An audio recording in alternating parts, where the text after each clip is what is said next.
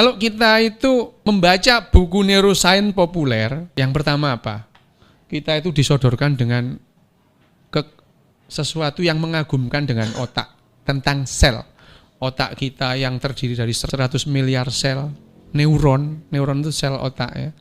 100 miliar, yang masing-masing neuron itu mempunyai tangan antara 7 dan 13, sehingga yang saling berhubungan, sehingga interkoneksi di dalam otak kita minimal adalah 1 miliar permutasi 13 permutasi 7. Mbuh hitungan dewe ya. Hampir tidak terhingga ya. Dengan demikian kita akan mempelajari bagaimana kerja otak itu, bagaimana pengaruh otak itu, bagaimana kita itu berperilaku. Pada akhirnya kita tahu jawabannya semua adalah otak. Ya, tidak berlebihan kalau ada yang mengatakan saya ada karena saya berpikir. Ratusan tahun yang namanya filsuf itu ada itu apa gitu ya. Ada itu di dalam diri kita atau di luar diri kita, ndasmu ya gitu ya. Wah, pokoknya bulet lah itu ya. Mengenai eksistensi dibahas oleh filsuf itu bulet gitu ya. Ya, itu. Kenapa kita merasa ada? Wah, itu sebelum tahun 95.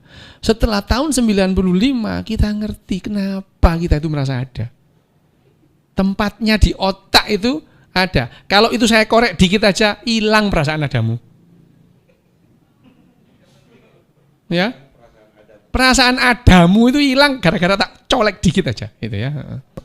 Saya beritahu ya, jangan kaget. Kita mulai mempelajari cara kerja otak kita itu baru tahun 60-an. Sebelumnya itu orang tidak ngerti kerja otak itu bagaimana orang memutuskan sesuatu. Ya. Sehingga ilmu jiwa gayanya Freud itu bertahan hampir 200 tahun. Ya.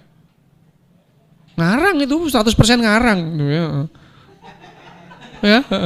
Setelah tahu cara kerja otak, teori Freud itu runtuh semua. Psikoanalisa itu sudah usang tahun 60-an itu. Ya, bahkan sekarang itu jiwa itu betul-betul tidak ada setelah tahun 95. Jiwa itu ya hasil kerja otak itu saja.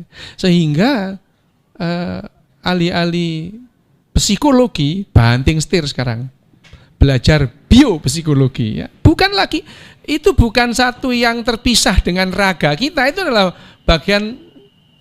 merupakan bagian satu kesatuan dari raga kita ini. Hasil kerja otak kita itu jiwa kita. Nah, sebelum tahun 95, nah ini ada 3 ya namanya aliran utama dalam neurologi itu ya, neurologi itu. Otak kita itu rigid ya. Manusia ini adalah organisme yang secara alami diprogram untuk berperilaku. Terus kemudian fleksibel. Nah, ini ya. Ini neurolog yang masih dihantui oleh John Locke ya. John Locke mengatakan otak manusia itu pada dasarnya kosong seperti gelas kosong ya. Dia diisi oleh pengalaman, oleh pendidikan ya. John Locke. Ya, sampai tahun 95 neurolog itu masih terikut perdebatan di antara filsuf-filsuf nggak jelas itu ya. Jangan marah. Tidak apa-apa memang begitu ya. Bahkan di buku terakhir Stephen Hawking ya, kalimat pertama, alinea pertama, filsafat sudah mati. Oh, keren ya. Keren itu ya.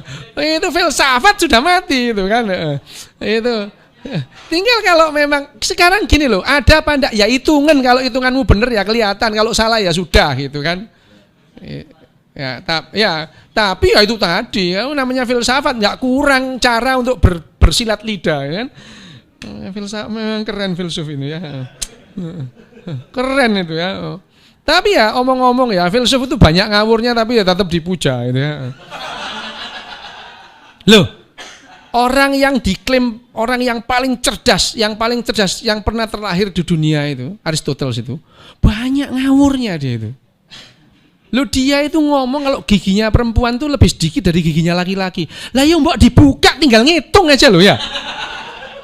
Kok dia pakai filsafat muter-muter gitu ya. Ya tinggal dibuka, mangap, dihitung. Oh sama 32 lah, wes gitu ya. Kenapa dia tuh berfilsafat tuh akhirnya kesimpulannya giginya perempuan tuh kalah banyak sama giginya laki-laki. Loh itu kan nggak masuk akal gitu kan ya. Memang filsafat itu GJ ya. Ya tapi itu adalah ibu dari segala ilmu, filsafat ya. Nggak apa-apa. Tapi kan ibu tidak harus lebih pintar dari anaknya ya. Ini berfilsafat ya. Ya, nah ada yang berbicara plasticity. Plasticity itu tidak ada pemrograman alami. Kita membuat otak kita sendiri. Nah ini plasticity ini yang kemudian secara ilmiah, secara empiris maupun secara faktual dia terbukti bahwa otak kita plastis. Tapi plastisitas kita sampai di batas mana nanti kita bahas.